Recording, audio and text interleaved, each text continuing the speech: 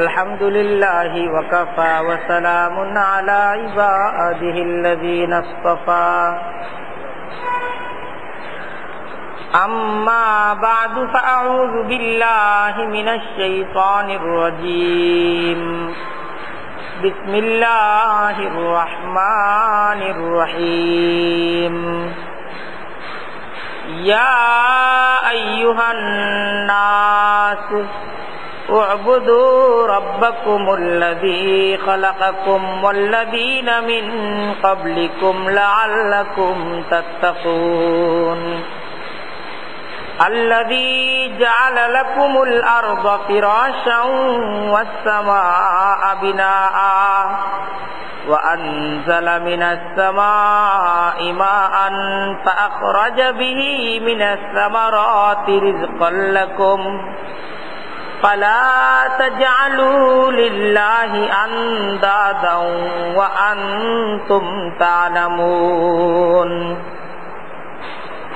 صدق الله العظيم وصدق رسوله النبي الكريم ونحن على ذلك من الشاهدين والشاكرين والحمد لله رب العالمين سبحانك لا علم لنا إلا ما علمتنا إنك أنت العليم الحكيم আল্লাহ তাআলার দরবারে অনেক অনেক শুকরিয়া। কোরআনে কারীমের তালিমের মজলিসে কিছুটা সময়ের জন্য কোরআনের শিক্ষা অর্জন করার উদ্দেশ্যে তিনি আমাদেরকে বসার তৌফিক দান করছেন। সকলেই দিল খুলে আল্লাহ তাআলার নিয়ামতের শুকরিয়া আদায় করে বলি আলহামদুলিল্লাহ। কোরআনে কারীমের সর্ববৃহৎ সূরা সূরা বাকারার আলোচনা আমরা শুরু করেছি। সূরা বাকারার প্রথম কিছু আলোচনা গত সপ্তাহে হয়েছে।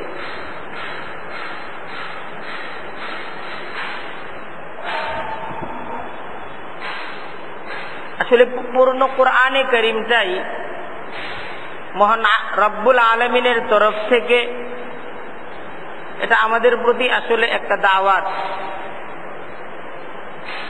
সেই সাথে একটা জিম্মাদারির দিকে আমাদেরকে আহ্বান করতেছে।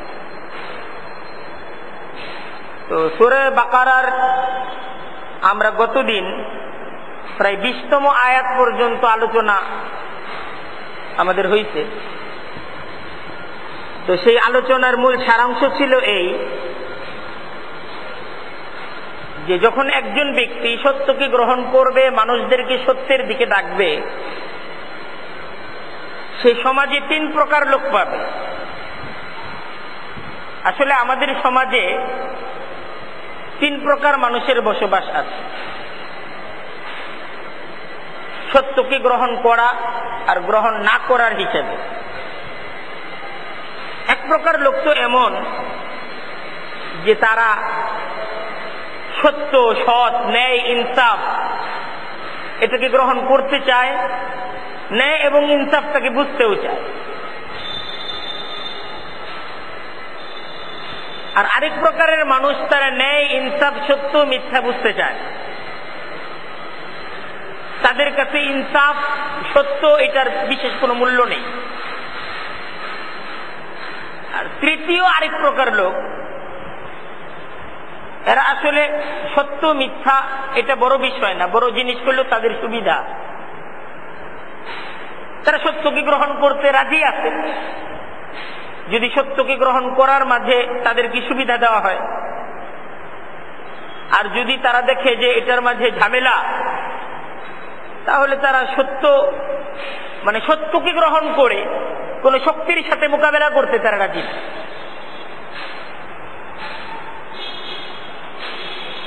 আর এক প্রকার লোক সত্যকে গ্রহণ করার পর সত্যের জন্য জীবন দিতে, যে কোনো শক্তির সাথে, যে কোনো পরিস্থিতির সাথে মোকাবেলা করতে তৈরি আছে।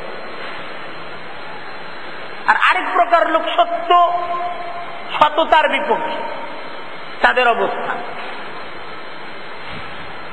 তো কোরআনে কারীমের দাওয়াতটা এবং আহ্বানটা পরিষ্কার যে যারা সত্যের পক্ষে, সততার পক্ষে, এরাই আসলে কোরআন এই সমস্ত মানুষদেরকে সফল মানুষ হিসেবে তাদেরকে স্বীকৃতি দিয়েছে। আর যাদের কাছে সত্য মিথ্যার কোনো গুরুত্ব নেই, বরং তারা সত্য, সততার বিপক্ষে, কোরআন তাদের ব্যাপারে পরিষ্কার এই বিষয়টাকে উপস্থাপন করেছে। আপাত দৃষ্টিতে যদিও এদেরকে মনে হচ্ছে এরা শক্তিধর, কিন্তু আসলে এরা চূড়ান্ত পরিণতিতে ক্ষতিগ্রস্ত হবে।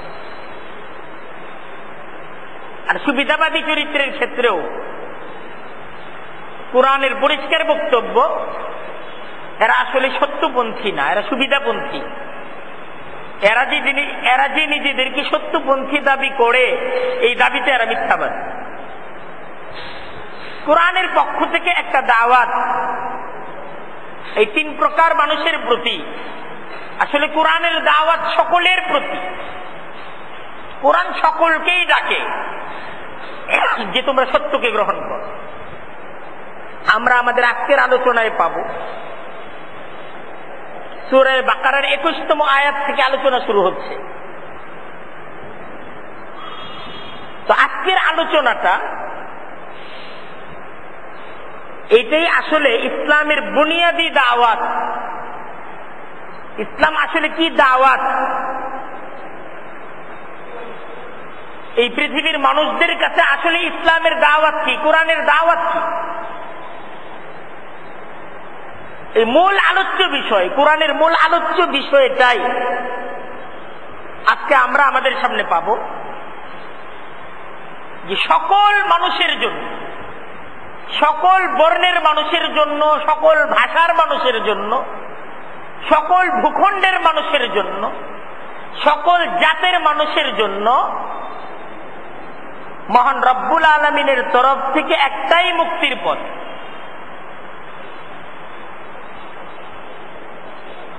এবং কোরআন সে মুক্তির পথের সন্ধানদাতা। মুক্তির পথ একটাই, আর সেই মুক্তির পথ হল তাওহীদ, আল্লাহ তাআলার একত্ববাদকে স্বীকার করে নেয়া, লা ইলাহা ইল্লাল্লাহ এই কালেমাকে গ্রহণ করে নেয়া, এটাই একমাত্র দাওয়াত। এর মাঝেই মুক্তি। ইয়া আইয়ুহান নাস, ইয়া আইয়ুহান নাস, হে সকল মানুষ। নাস বলতে সকল মানুষ বুঝায়। এখানে বলা হয় না ইয়া আইয়ুহাল্লাযীনা আমানু, ঈমানদারদেরকে ডাকা হয় নাই, বলা হয়েছে ইয়া আইয়ুহান নাস, হে মানুষ সকল। উ'বুদু রাব্বাকুম, তোমরা তোমাদের রবের দাসত্ব গ্রহণ করো। উ'বুদু রাব্বাকুম, উ'বুদু রাব্বাকুম, তোমরা তোমাদের রবের ইবাদত ধরো। আল্লাযী খালাকাকুম, যিনি তোমাদেরকে সৃষ্টি করেছেন। রবের গুণ আলোচনা করা হচ্ছে। কেন তারা ইবাদত করবে? তিনি যে স্রষ্টা, তোমাকে সৃষ্টি তো তিনি করেছেন। তাই তুমি যদি কারো দাসত্ব করতে চাও, কারো কথা শুনতে চাও, কার কথা শুনবে? যে তোমাকে সৃষ্টি করেছে, যে তোমাকে সৃষ্টি করে নাই, যার তোমাকে সৃষ্টি করার যোগ্যতা নাই, যার তোমাকে রক্ষা করার যোগ্যতা নাই, যার তোমার সমস্যার সমাধান করার যোগ্যতা নাই, কেন তার দাসত্ব করবা? কেন তাকে মানবে? উ'বুদু রাব্বাকুম, তোমরা তোমাদের রব, তোমরা তোমাদের লালন পালনকারী তোমাদের প্রভুর দাসত্ব গ্রহণ করো। আল্লাযী খালাকাকুম, যিনি তোমাদেরকে সৃষ্টি করেছেন। ওয়াল্লাযীনা মিন কাবলিকুম, আর তিনি তোমাদের পূর্ববর্তীদেরও স্রষ্টা। শুধু তোমাদেরকে না, তোমাদের পূর্ববর্তী সকল কিছুকেই তিনি সৃষ্টি করেছেন।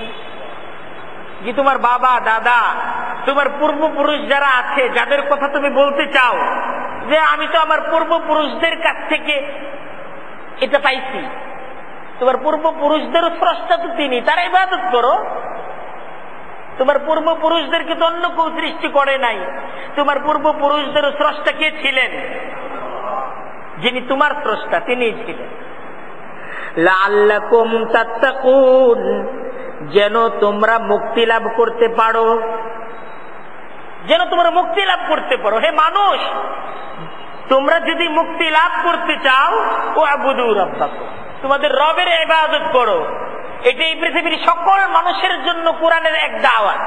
একদম আফ্রিকা থেকে ইউরোপ, এশিয়া থেকে আমেরিকা, বাঙালি থেকে জার্মানি, জাপানি থেকে পাকিস্তানি, এই পৃথিবীর সকল প্রজাতির, সকল বর্ণের, সকল ভাষার মানুষদের জন্য কোরআনের একটা দাওয়াত যে যদি মুক্তি লাভ করতে চাও, যদি মুক্তি পেতে চাও, ও আবুদু রাব্বাকুম, তোমাদের রবের ইবাদত করো।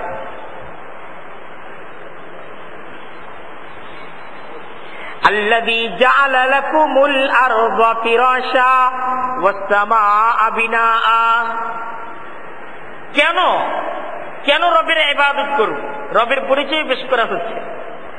আল্লাযী জাআলা লাকুম, তিনি তোমাদের রব, তিনি তোমাদের জন্য করে দিয়েছেন আল আরদা, জমিনটাকে, ফিরাশান, বিছানা। এই জমিনটাকে তোমাদের জন্য তিনিই তো বিছিয়ে দিয়েছেন। যে জমিনের মাঝে তুমি আছো, যে জমিনের উপর তোমার প্রভুত্ব, যে জমিনের উপর তোমার কর্তৃত্ব, যে জমিনের উপর তোমার রাজত্ব, এই জমিনটা বিছিয়ে দিয়েছেন কে? জমিনের মালিক কে? আল্লাহর জমিনে থাকবে, তার ইবাদত করবা না? যে জমিনের উপর আছো, জমিনটা তো তার। তাহলে এই জমিনের উপর থেকে তুমি কি অন্যের ইবাদত করতে চাও? অন্যের কথা শুনতে চাও? এই জমিন তো তার হুকুমে তোমাকে ফসল দেয়, জমিন তার হুকুমে তোমাকে থাকতে দেয়। তার যদি হুকুম হয়ে যায় তাহলে জমিন তো তোমাকে তার উপর থাকতে দিবে না। জমিন যে কোনো সময় তার হুকুম আসলে ধসে যেতে পারে, তুমি জমিনের ভিতরে তলিয়ে যেতে পারো। সূরা মুলকের মাঝে ঠিক এই কথাটাই বলা হয়েছে। সূরা মুলকের মাঝে আম আমিনতুম মান ফিস সামাই আন ইয়াখসিফা বিকুমুল আরদা ফাইযা হিয়া তামুর।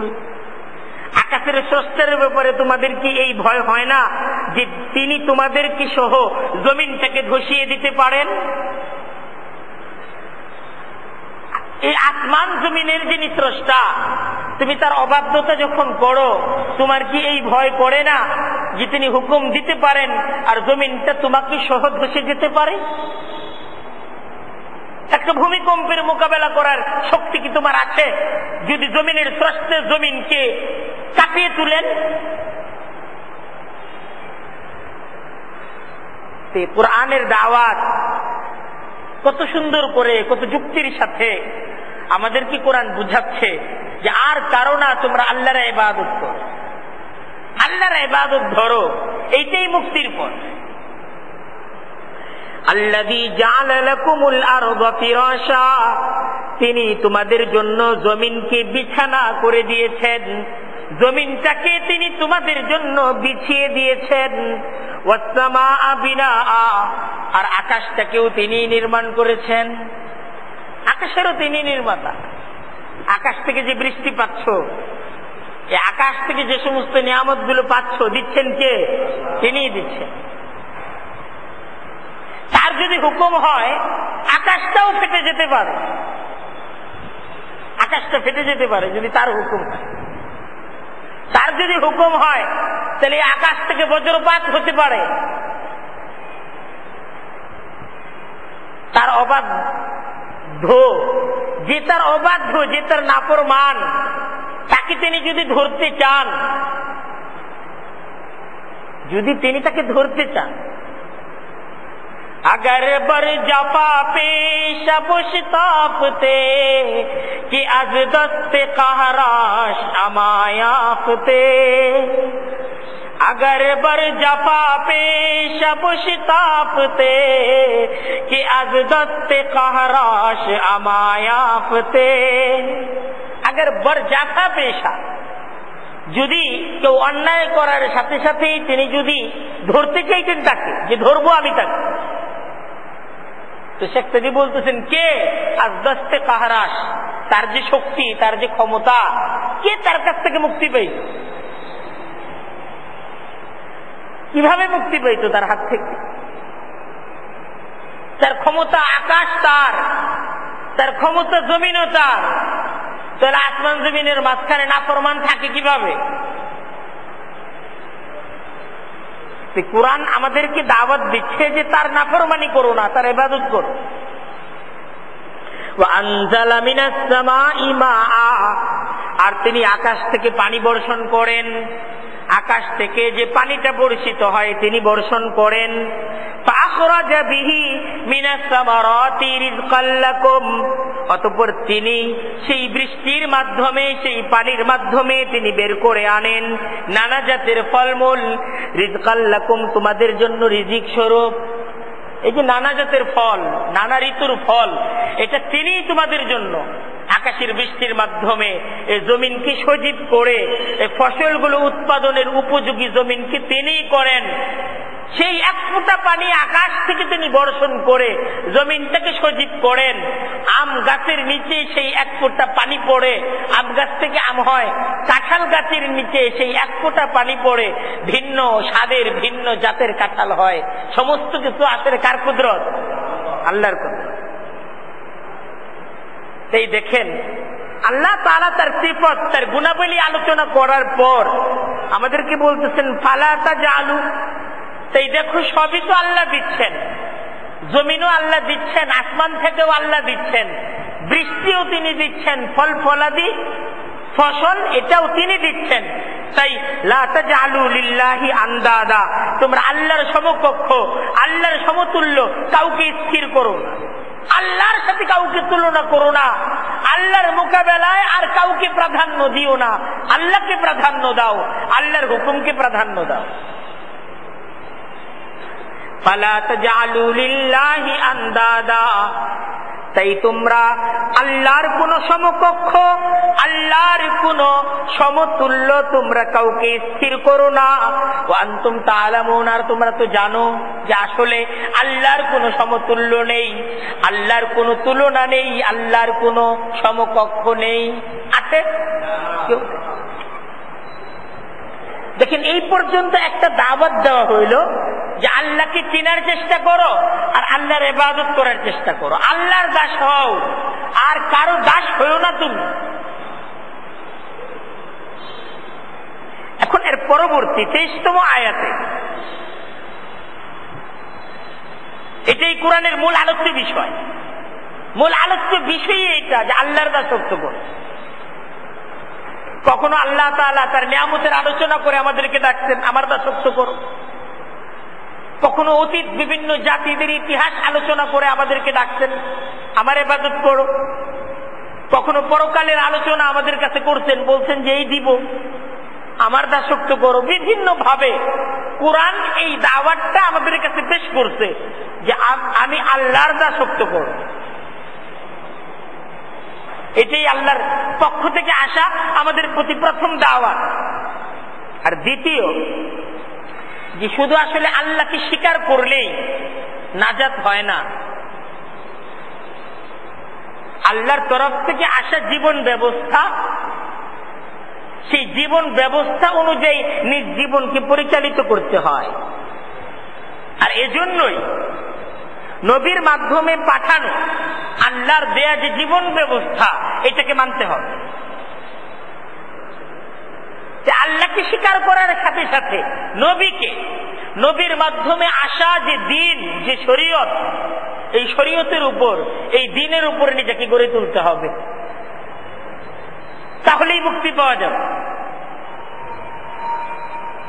আল্লাহকে স্বীকার করা হলো যে আমি আল্লাহকে বিশ্বাস করি, কিন্তু আল্লাহর তরফ থেকে আসা নবীর মাধ্যমে যে দিন, এই দিন অনুযায়ী আমি চলি না, তো এই পদ্ধতিতে নাজাত আসবে না। এজন্যই দাওয়াত, আল্লাহ তাআলার তরফ থেকে এই দাওয়াত পেশ করা হচ্ছে যে আমার এই নবীর আনিত দিন, এটাকে বিশ্বাস করো। আর এটাকে যদি অবিশ্বাস করতে চাও, কি যুক্তিতে অবিশ্বাস করতে চাও, প্রমাণ পেশ করো, দলিল পেশ করো। ওয়া ইন কুনতুম ফি রাইবিন মিম্মা নাযালনা আলা আবদিনা ওয়া ইন কুনতুম ফি রাইবিন মিম্মা নাযালনা আলা আবদিনা। আল্লাহ বলতেছেন, আমি আমার বান্দার প্রতি যা নাজিল করেছি, আমি আমার বান্দার মাধ্যমে যে জীবন ব্যবস্থা তোমাদের কাছে পাঠিয়েছি, যদি তোমরা এ ব্যাপারে কোনো সন্দেহে থাকো যে এটা আল্লাহর বাণী কিনা, যদি কোনো সন্দেহ, কোনো সংশয় তোমার মাঝে তৈরি হয়, ফাতু বিসূরাতিন মিন মিসলিহি, তাহলে আমার নবীর মাধ্যমে উপস্থাপিত যে সূরাগুলো তোমাদের কাছে পেশ করা হয়েছে, তার মতো একটি সূরা তোমরা রচনা করে দেখাও। ফাতু বিসূরাতিন মিন মিসলিহি, তাহলে কোরআনের একটা সূরার মতো একটা সূরা রচনা করে দেখাও যে তুমি পারো কিনা। কোরআনের মতো এমন নির্ভুল, এমন নিখুঁত দাওয়াত, এমন নিখুঁত একটা জীবন ব্যবস্থা তোমরা কি তৈরি করতে পারবে? যেহেতু তোমরা পারবে না, এটাকে মেনে নাও। ওয়াদউ শুহাদাআকুম মিন দুনিল্লাহ ইন কুনতুম সাদিকিন, যদি তোমরা সত্যবাদী হও তাহলে আল্লাহকে বাদ দিয়ে তোমাদের যে সমস্ত সাক্ষীরা আছে, তোমাদের যে সমস্ত উপাস্যরা আছে, তোমরা তাদেরকেও সঙ্গী নাও, সবাইয়ের সঙ্গী বানায়। দেখো আমার এই কোরআনের মোকাবেলায়, আমার এই কোরআনের দেওয়া জীবন ব্যবস্থার মোকাবেলায় তোমরা কি এমন একটা জীবন ব্যবস্থা, কোরআনের একটি সূরার মতো এমন শিক্ষণীয় একটি সূরা তোমরা কি জাতির সামনে পেশ করতে পারবে?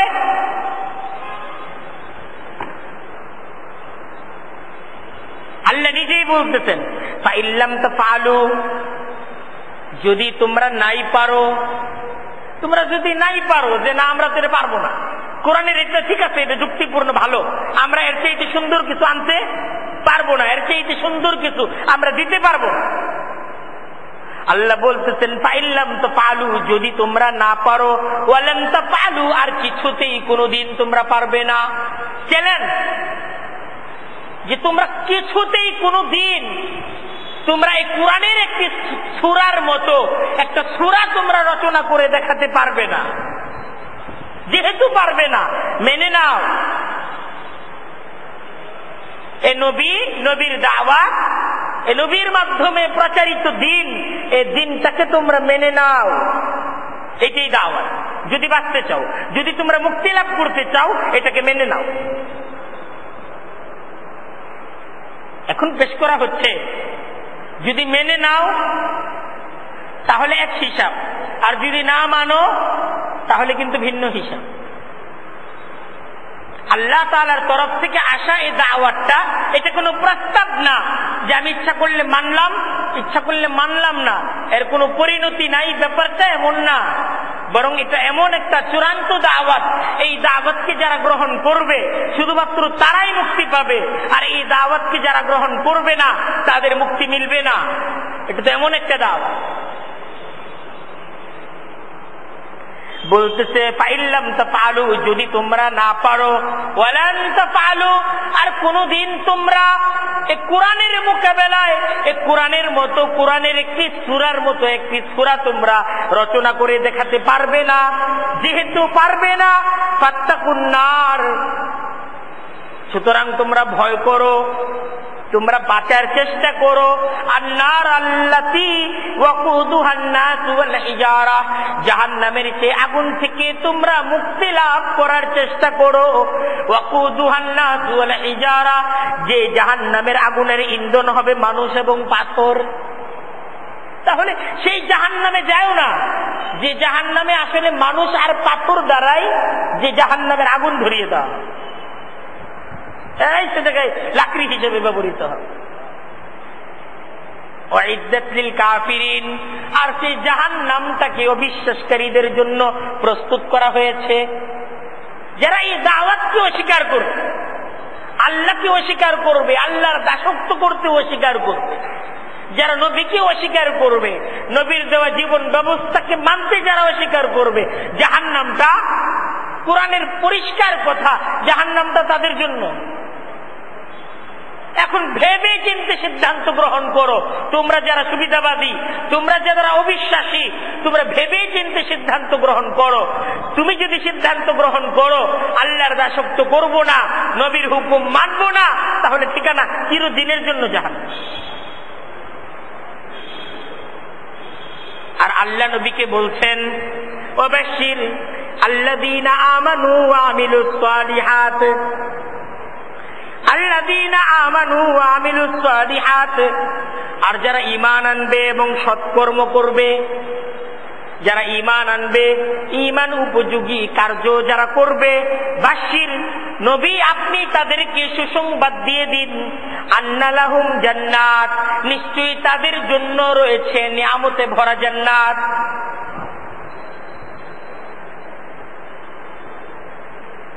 এটাই মুক্তির পথ, এটাই জান্নাতের পথ।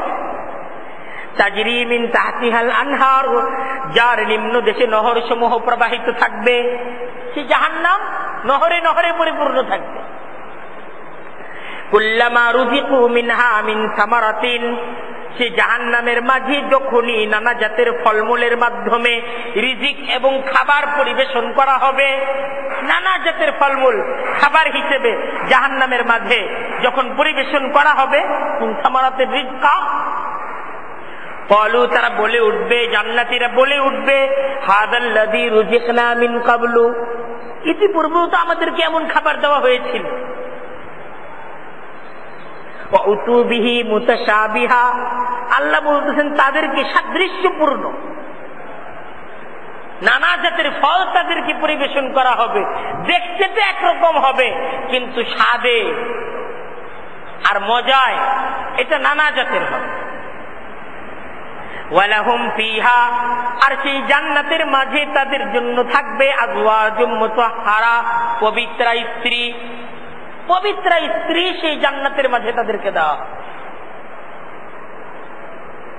সুখের শান্তির সংসার হবে। ওয়াহুম, আর তারা ফিহা সেই জান্নাতের মাঝে খালিদুনা, চিরকাল থাকবে, জান্নাতটা চিরকালের হয়ে যাবে তার জন্য। আর কোনদিন সেই জান্নাত থেকে কোন পরীক্ষার দুনিয়ার জগতে তাকে পাঠানো হবে।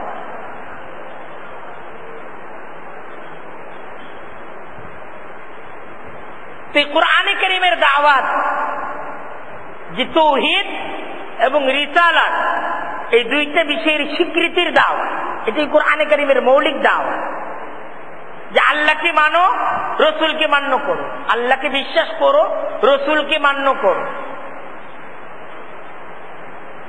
আর এর সুফল হলো জান্নাত, আর এটাকে কেউ যদি অমান্য করে তার কুফল হলো জাহান্নাম।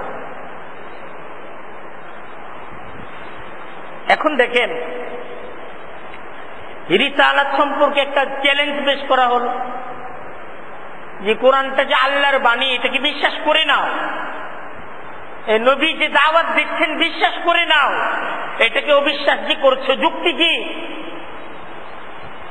তো যুক্তি যখন চাওয়া হয়েছে, যুক্তিবাদীরা এরা যুক্তি পেশ করছে, যুক্তিবাদীরা যুক্তি দিছে কোরআনটা আল্লাহর বাণী, যিনি আকাশ মহাকাশ গ্যালাক্সি কুয়েসার জমিন, জমিনের সমস্ত কিছুর যিনি স্রষ্টা, এ কালাম তার কালাম। কিন্তু এই কোরআনের মাঝে মশার কথা, মাছির কথা, এই সমস্ত জিনিসকে উপমা হিসেবে পেশ করা হয়েছে। এত বড় আল্লাহ, উনি মশা মাছির কথা বলছেন, এটা কি বিশ্বাসযোগ্য? কাফেররা যে মূর্তির পূজা করত, তো কোরআনে কারিমে এই মূর্তির সমালোচনা করা হয়েছে। কি সমালোচনা করা হয়েছে? লা ইয়াখলুকু যুবাবা, ও এরা একটা মাছি তৈরি করার ক্ষমতা রাখে না। ওয়ালা বিজতামাউ লা, যদিও তারা সকল মূর্তিরা একমত হয়ে যায়, একজোট হয়ে যায়, এদের সবাইকে যদি একত্রিত করে দেওয়া হয়, সবাই একত্রিত হয়ে তোমরা একটা মাছি তৈরি করো, এদের একটা মাছি তৈরি করার ক্ষমতা আছে? তো এই কথাটা যারা এই সমস্ত মূর্তি পূজারী, এদের খুব ধর্মীয় অনুভূতিতে আঘাত করছে। স্বাভাবিক, যারা মূর্তি পূজারী, মূর্তির বিপক্ষে কথা বললে তাদের ধর্মীয় অনুভূতিতে আঘাত করা হয় না? তাদের ধর্মীয় অনুভূতিতে একটা আঘাত লেগে গেছে, যে আমাদের ধর্মীয় অনুভূতিতে আঘাত লাগলো, আমাদের মূর্তির ব্যাপারে কথা বলা হইলো যে সে একটা মাটিও তৈরি করতে পারে না, আমরা ব্যথা পাই না।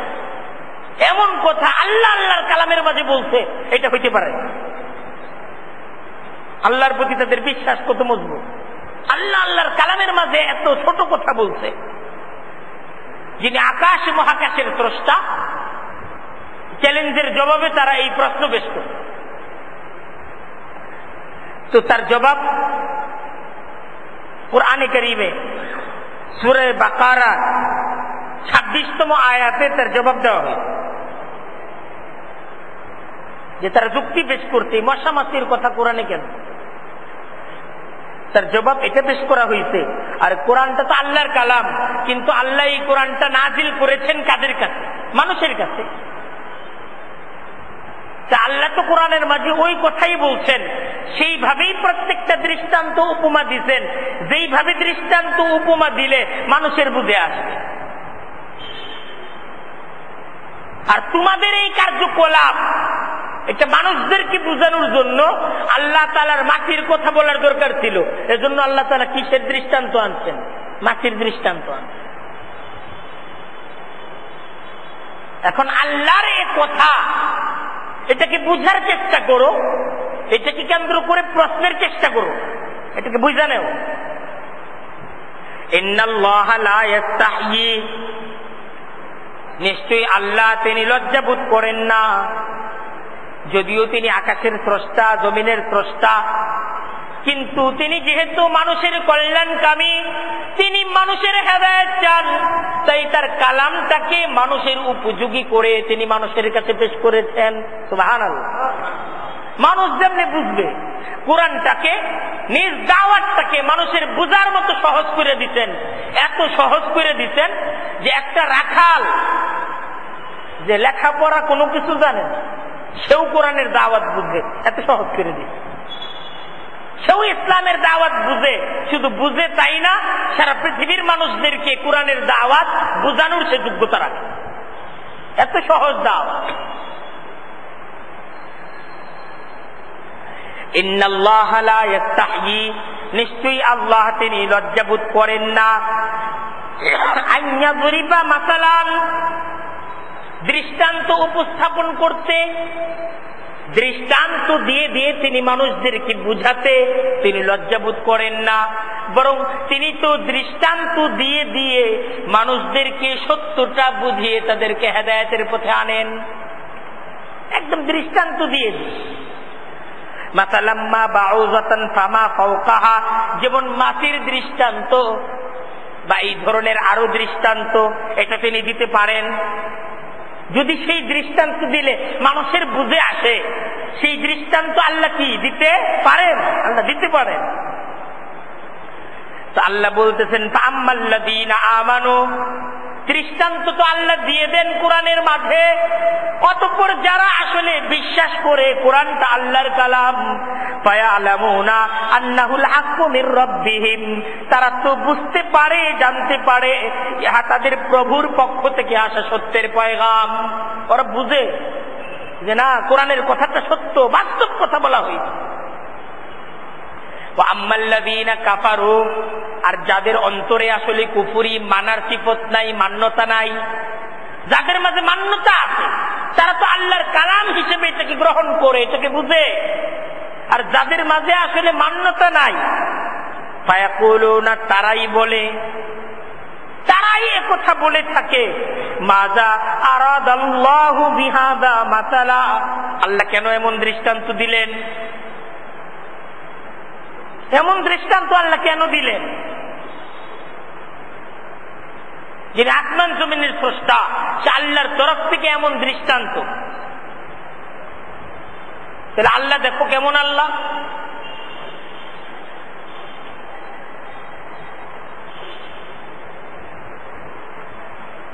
এই যে ব্লগের মাঝে এক ব্লগার, নাস্তিক ব্লগার, কুরআনে কারীমের আয়াত ইন্নাল্লাহা আলা কুল্লি শাইইন কাদির, আল্লাহ ক্ষমতাবান, আল্লাহ জাহান্নামের মাঝে এইভাবে শাস্তি দিবেন। তো সে এর যে সর্বশক্তিমান আল্লাহ তার ক্ষমতার প্রদর্শনী কিভাবে দেখায়, কোরআন পড়ে দেখেন, আল্লাহর হুমকি দেখেন কোরআনের মাঝে। তো তার মাঝে কুফরি, তার মাঝে তো কটূক্তি আসবে, সে কোরআনকে নিয়ে কটূক্তি তো করবে।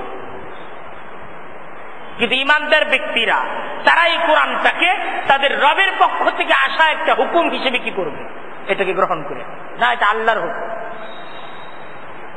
কাফেরের কাজ তো কুফরি করা, আর ইমানদারের কাজ হলো ঈমান আনা।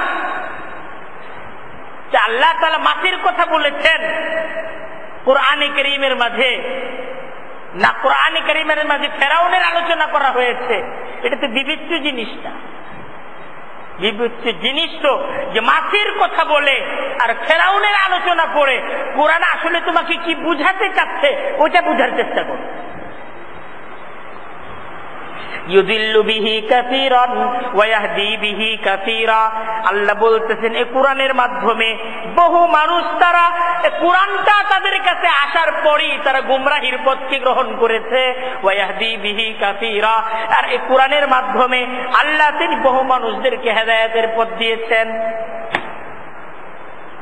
এই কোরআন আসার পর অনেকে গুমরাহির পথে থাকতে চাইছে, আল্লাহ তাদেরকে গুমরাহির পথে থাকতে দিতেন। কেউ আগের থেকে সিদ্ধান্ত নিয়েছে কোরআন মানুম না, আমি এর বিরোধিতা করব, আল্লাহ তার সুযোগ দিচ্ছেন, ঠিক আছে তুই বিরোধিতা কর। আর এই কোরআনটা অনেকেই তাকে বিশ্বাস করেছে, গ্রহণ করেছে, তারা এই কোরআনের মাধ্যমে হেদায়েতের পথের পথিক হয়ে গেছে।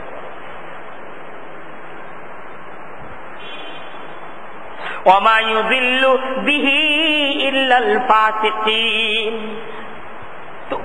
কোরআনটা আসার পর মানুষ দুইটা ভাগে বিভক্ত হয়ে গেছে। এক ভাগ লোক আসলে এই কোরআনটাকে, এক ভাগ লোক গ্রহণ করেছে, কোরআনের দাওয়াত এটাকে মেনে নিয়েছে, আর আরেক ধরনের লোক কোরআনের দাওয়াতকে গ্রহণ করে নাই। তো যারা কোরআনের দাওয়াতকে গ্রহণ করে নাই, আল্লাহ বলতেছেন ওয়ামা ইউযিল্লু বিহি ইল্লাল ফাসিকিন। ওমা ইউযিল্লু বিহি, যে কোরআনটা আসার পর যারা গুমরাহ হয়েছে, পাপাচারীরাই গুমরাহির পথটাকে গ্রহণ করেছে, একমাত্র পাপাচারীরাই। তার কোরআনটা, কোরআনের দাওয়াতটা আসার পরও তারা গুমরাহির পথকে গ্রহণ করেছে, তারা গুমরাহির পথ ছেড়ে সত্যের পথে আসে নাই। কারা? পাপাচারী। পাপটা যাদের পেশা, পাপের মাধ্যমেই যাদেরকে চলতে হবে, এরা কোরআনের পথে আসে নাই। আল্লাযীনা ইয়ানকুযুনা আহদাল্লাহ, পাপাচারী কারা? ফাসিক কারা? আল্লাযীনা ইয়ানকুযুনা আহদাল্লাহি মিন বাদি মিসাকিহি, যারা আল্লাহর সাথে অঙ্গীকার করার পর আল্লাহর অঙ্গীকারকে যারা ভঙ্গ করে তারা পাপী। লা ইলাহা ইল্লাল্লাহ, এই দাওয়াতটি গ্রহণ করার পর, আল্লাহকে বিশ্বাস করার পর, আল্লাহর নবীকে বিশ্বাস করার পর যারা আল্লাহর পথে চলে না, নবীর পথে চলে না, যারা আল্লাহর হুকুমকে লঙ্ঘন করে চলে, যারা নবীর তরিকাকে লঙ্ঘন করে চলে, আল্লাহ বলতেছেন তারা অঙ্গীকার ভঙ্গকারী, এরা ফাসিক। কোরআনটা আসার পরও তারা কিন্তু তাদের বিভ্রান্তির পথ থেকে সরে আসে নাই।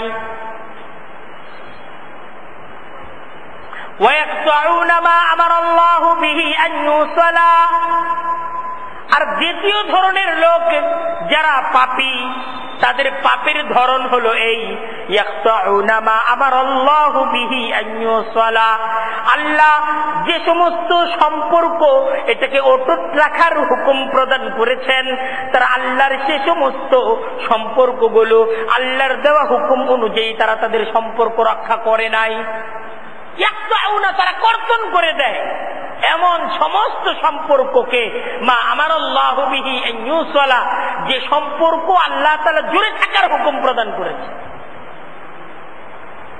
আল্লাহ বলছেন এই সম্পর্ক ছিঁড়া যাবে না, তারা এই সম্পর্ক কি করে? কর্তন করে। যারা আল্লাহর এই হুকুমকে লঙ্ঘন করে তাদের পরিচয় আল্লাহ পেশ করতেছেন, এরা হলো ফাসেক। যারা আল্লাহর নবীর তরিকা এটার বিরুদ্ধাচরণ করে তারা ফাসেক।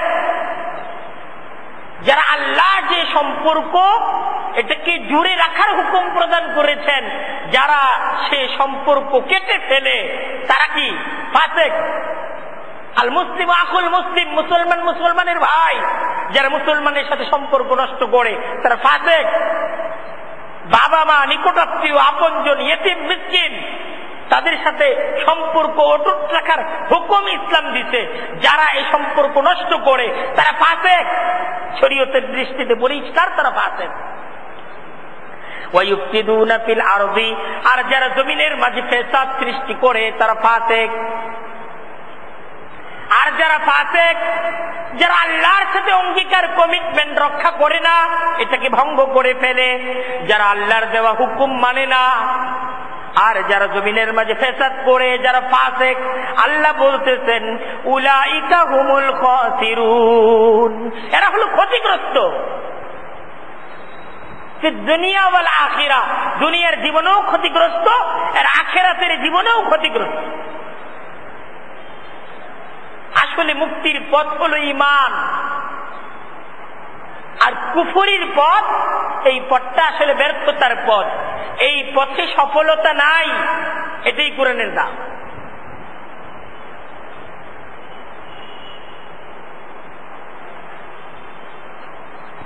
এই পূর্ণ দাওয়াত পেশ করার পর মানুষকে দেওয়া আল্লাহ তাআলার তরফ থেকে যে মর্যাদা, যে সম্মান, আল্লাহ তাআলা সেই সম্মানটা মানুষের সামনে তুলে ধরছেন।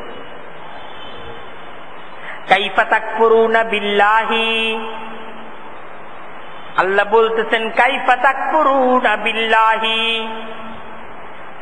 বিল্লাহি আল্লাহকে, কাইফা তাকফুরুনা কিভাবে তোমরা অস্বীকার করো, আল্লাহকে কিভাবে তোমরা অস্বীকার করবে, এটা পেশ করা হয়েছে। যে তোমরা যে এই কর্মনীতি গ্রহণ করেছো, যে আল্লাহর হুকুম আমরা বুঝি না, আল্লাহর হুকুম মানি না, কিভাবে, কিসের জুড়ে? আল্লাহ প্রশ্ন করতেছেন। তুমি আল্লাহর হুকুমের বিরুদ্ধে চারণ করো, কিসের জুড়ে করো? কি যুক্তিতে আল্লাহর হুকুমের বিরোধিতা করো? তুমি যে আল্লাহর হুকুমের অবাধ্যাচারণ করে চলছো, তোমার কাছে আসলে যুক্তিটা কি? এই যুক্তিটা পেশ করো।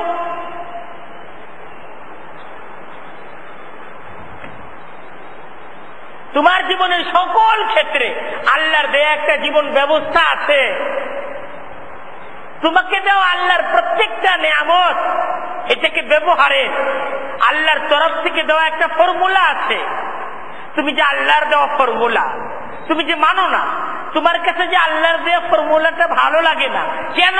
কিসের, মানে কোন যুক্তিতে, কিসের জোরে ভালো লাগে না তোমার? কাইফা তাকফুরুনা বিল্লাহি, তোমরা কিভাবে, কিসের জুড়ে, কেমন করে তোমরা আল্লাহকে অস্বীকার করো? ওয়া কুনতুম আমওয়াতা, অথচ তোমাদের অবস্থা ছিল তো এই, তোমরা তো অস্তিত্বহীন ছিলে, তোমরা বলতে কিছুই ছিলে না।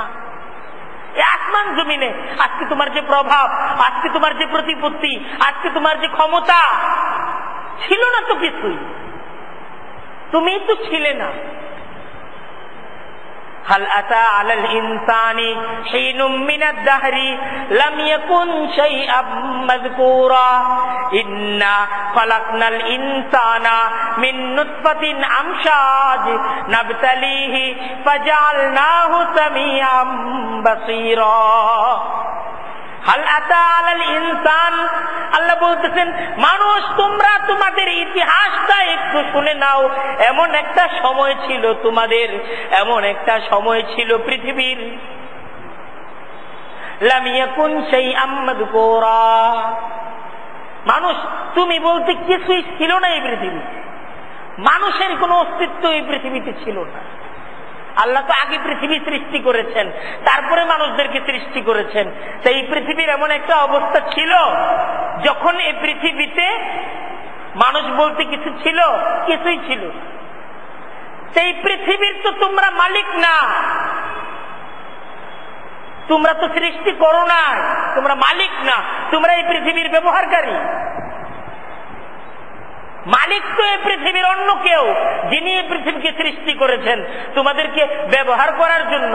এই পৃথিবীটা ভোগ করার জন্য পাঠানো হয়েছে, তো ভোগ তো যার পৃথিবী তার কথা মতো ভোগ করবা।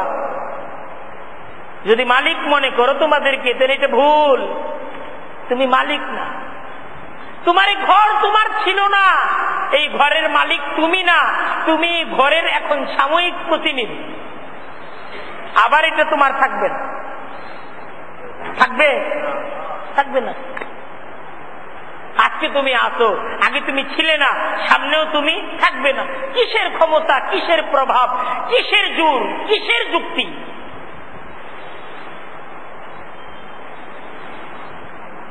তোমার জোরটা কোথায়? কাইফা তাকফুরুনা বিল্লাহি, সবকার আল্লাহ, তিনি নির্বাচিত করছেন যে কে এই জমিনের মালিক হবে। এটা নির্বাচন তোমার না আল্লাহ? আল্লাহ নির্বাচন করছে এই জমিনের অমুক মালিক হয়ে যাবে, আল্লাহ ব্যবস্থা করে দিচ্ছে।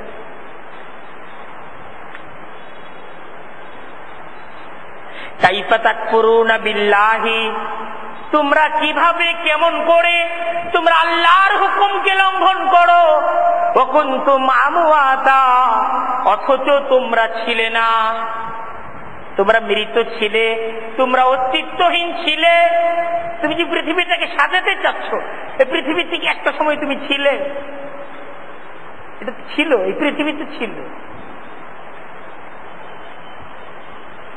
এই এক খণ্ড জমি তুমি ছিলে না, এই জমি ছিল তো, এই জমি তোমার হয় কিভাবে? এই জমিন তো তুমি সৃষ্টি করো নাই, তোমার আগে থেকে এই জমিন ছিল। সেই জমিনের জন্য এই জমিনকে তুমি প্রাধান্য দিচ্ছ আল্লাহর হুকুমের মোকাবেলায়। আল্লাহর মোকাবেলা করছো তুমি।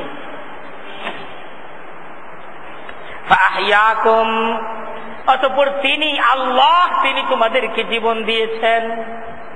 তোমার জীবনটা কে দিচ্ছেন? আল্লাহ দিচ্ছেন। আল্লাহ তোমাকে জীবন দিচ্ছেন।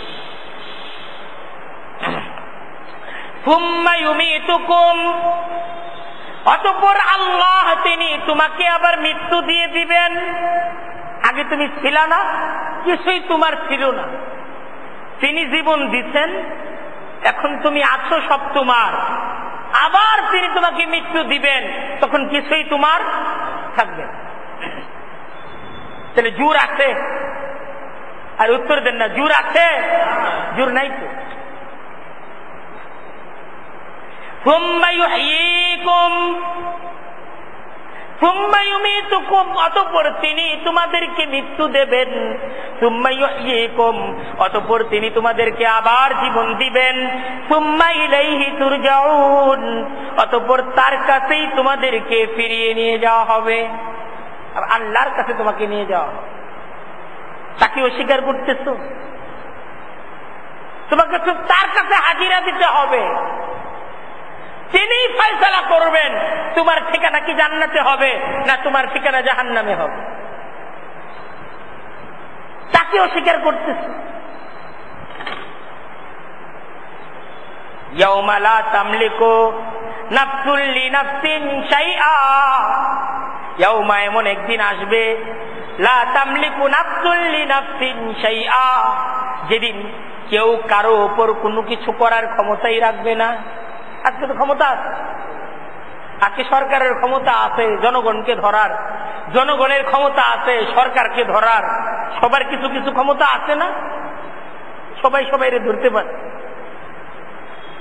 আজকে গোলামের ক্ষমতা আছে মুনিবরে ধরার, আবার মুনিবেরও ক্ষমতা আছে গোলামকে ধরার।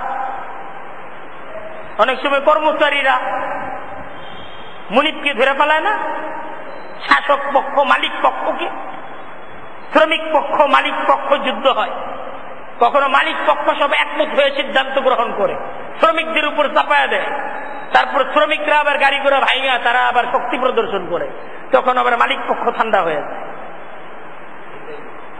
ক্ষমতা এখন তো একটা ক্ষমতা আছে, কিন্তু এমন একদিন আসবে এতটুকু ক্ষমতা সরকার প্রধানেরও ক্ষমতা থাকবে না, প্রজাদেরও তাকে ধরার ক্ষমতা থাকবে, অথচ সরকার প্রধান প্রজাদের উপর দুশ্চাপাবে। এই প্রজাদের আন্দোলনের মুখে আমাকে এই হুকুম দিতে হয়েছে। প্রজারা চাইছে, গণতন্ত্র মানিক জনগণ যেতে চাইবে ওইটাই আইন হবে। এই পার্লামেন্টের যারা নাকি মেম্বার, এদেরকে যখন ধরা হবে তোমরা আইন করছো কিসের ক্ষমতায়, কিসের জুড়ে, তো তারা দুশ্চাপায়া দিবে জনগণের উপর। এই জনগণ আন্দোলন করছে, এই জন্য আমরা কি করছি, আইন করতে বাধ্য হই। জনগণের আন্দোলনের মুখে আমরা আইন করছি, দুশ্চাপাবে না? আবার জনগণ দুশ্চাপাবে, ওরা আইন করছে, ওদের ছিল ক্ষমতা, আমরা এই আইনের সাথে একমত ছিলাম, সবাই সবার উপর দুশ্চাপাবে। কিন্তু কেউ কারোর উপর দুশ্চাপিয়ে বাঁচবে? ইয়াউমা,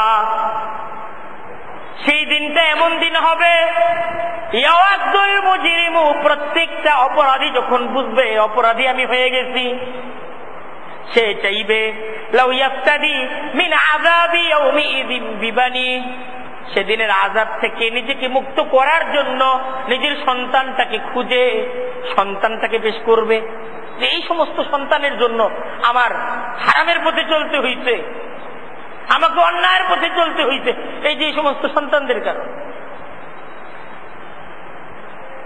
আমি অসহায় ছিলাম। বিবির উপর দুশ্চাপাবে, এর প্রয়োজন পূরণ করতে গিয়া, এর চাহিদা পূরণ করতে গিয়া আমাকে অন্যায়ের পথে চলতে হইছে, ওরে খুশি করতে গিয়ে দাঁড়িয়ে রাখতে পারি নাই, ওরে খুশি রাখতে গিয়া, ওরে খুশি করা, ওরে খুশি রাখাটা জরুরি ছিল, এই জন্য আল্লাহ তোমার হুকুম মানতে পারি না, কারণ ওরে তো খুশি রাখতে। এরকম দুশ্চাপাবে, কিন্তু দুশ্চাপিয়ে কেউ কাউকে মুক্ত করতে পারবে? কেউ কাউরে মুক্ত করতে পারবে? লা তামলিকু নাফসুন লিনাফসিন শাইআ ওয়াল আমরু ইয়াউমাইযিন লিল্লাহ, সেদিন সকল ক্ষমতা সকল সিদ্ধান্ত তার তরফ থেকে আসবে। তাই বলতেছে সুম্মা ইলাইহি তুরজাউন, তুমি যে আল্লাহর হুকুম লঙ্ঘন করতেছো কিসের জুড়ে, তোমাকে তো তার কাছে নিয়ে যাওয়া হবে, তারে মানো, তাকে মানো, তিনি তো ফয়সালা করবেন, তার সাথে সম্পর্ক রাখতেই হবে। তার সাথে সম্পর্ক যদি নষ্ট হয়ে যায় তাহলে জীবন যৌবন সমস্ত কিছু নষ্ট হয়ে যাবে। হুয়াল্লাযী খালাকা লাকুম, হুয়াল্লাযী, তিনি আল্লাহ, তিনি সেই সত্তা, খালাকা লাকুম, তিনি তোমাদের জন্য সৃষ্টি করেছেন, মা ফিল আরদি জামিআ, এই জমিনের সকল কিছুকে, এই জমিনের সব কিছু যে তোমার, তোমার জন্য একটা জমিনের সব কিছুর স্রষ্টাকে আল্লাহ, সব সৃষ্টি করছেন কে? আল্লাহ। আবার তোমাকেও দিচ্ছেন কে? আল্লাহ দিচ্ছেন। এই সবকিছু তো তুমি এটার মালিক না, আল্লাহর দেয়া সবকিছু তোমার কাছে আমানত। হুয়াল্লাযী খালাকা লাকুম, তিনি সেই সত্তা, তিনি তোমাদের জন্য সৃষ্টি করেছেন মা ফিল আরদি জামিআ, জমিনের সকল কিছুকে। সুম্মা ইস্তাওয়া ইলাস সামাই, অতঃপর তিনি আকাশের দিকে লক্ষ্য করলেন। ফাসাওয়াহুন্না সাবআ সামাওয়াত, জমিনটাকে সৃষ্টি করার পর তিনি আকাশটাকেও সপ্তাকাশে পরিণত করলেন। আল্লাহর ক্ষমতা। জমিনটাকে তোমাদের জন্য বিছিয়ে দেওয়ার পর, তোমাদের সমস্ত প্রয়োজন এই জমিনের মাঝে দিয়ে দেওয়ার পর তিনি আকাশটাকে সপ্তাকাশে পরিণত করলেন। ওয়া হুয়া বিকুল্লি শাইইন আলিম, আর তিনি সকল বিষয় সম্পর্কে পরিপূর্ণ জ্ঞানের অধিকারী। যে আল্লাহকে তোমরা অস্বীকার করছো, এই আসমানেরও তিনি স্রষ্টা, জমিনেরও তিনি স্রষ্টা, এই জমিনের প্রত্যেকটা অণু পরমাণুর তিনি স্রষ্টা, তাই তার কাছ থেকে লুকাবার ক্ষমতা তোমরা রাখো না। কোনো কিছুই লুকাবার ক্ষমতা তোমরা রাখো না। আল্লাহর কাছ থেকে কোনো কিছু তোমরা লুকিয়ে রাখতে পারবে? কিছুই লুকিয়ে রাখতে পারবা না। তাই আল্লাহ থেকে বিমুখ থাকা আর আল্লাহ তাআলার অবাধ্যতা করা, এর চেয়ে বড় কোনো মূর্খতা আছে? এর চেয়ে বড় কোনো মূর্খতা নেই। জমিনের ব্যবহার, জমিনের নিয়ামতের ব্যবহার যদি আল্লাহর হুকুমের অবাধ্যতার সাথে হয়, আল্লাহ সেই ব্যাপারে অবগত, তার কাছে সব তথ্য সংরক্ষিত, তুমি লুকাতে পারবে না। হাসরের ময়দানে বিচার যে হবে, বিচার তো আল্লাহ করবেন, যার কাছে তোমার কোনো কিছু লুকানো না। এই সিদ্ধান্তই নেওয়া উচিত না আমি তার অবাধ্যতা করব না, আমি তার বাধ্যগত, তার হুকুমের মান্যকারী হিসেবে আমার জীবনটাকে আমি পরিচালিত করব। আমাদের আজকের আলোচনার এটাই সারাংশ, এটাই দাওয়াত, যে সকল মানুষের আসলে এটাই সিদ্ধান্ত নেওয়া চাই যে আল্লাহর হুকুমের অবাধ্যতা না, বরং আল্লাহর হুকুম মান্যতার মাধ্যমে নিজ জীবনকে পরিচালিত করার সিদ্ধান্ত গ্রহণ করা চাই। কারণ এই পথটাই মুক্তির। অবাধ্যতার মাঝে মুক্তি নাই, শাস্তি আছে, আর মান্যতার মাঝে মুক্তি, শাস্তি নেই। আল্লাহ তাআলা আমাদের সবাইকে বুঝার এবং আমল করার তৌফিক দান করুন। ওয়া আখিরু দাওয়ানা আনিল হামদুলিল্লাহ।